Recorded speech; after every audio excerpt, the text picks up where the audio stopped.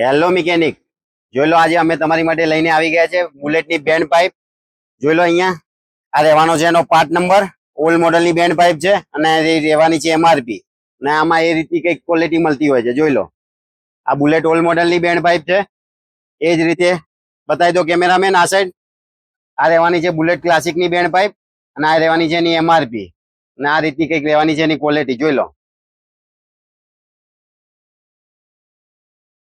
આ અમારો વિડીયો બનાવવાનો પર્પઝ એટલો જ હોય છે કે તમને માહિતી મળે કે અમે શું પ્રોડક્ટ રાખીએ છીએ, શું અમારી પાસે હાજર સ્ટોકમાં હોય છે, ને શું એની એમઆરપી હોય છે, ને શું એની ક્વોલિટી હોય છે.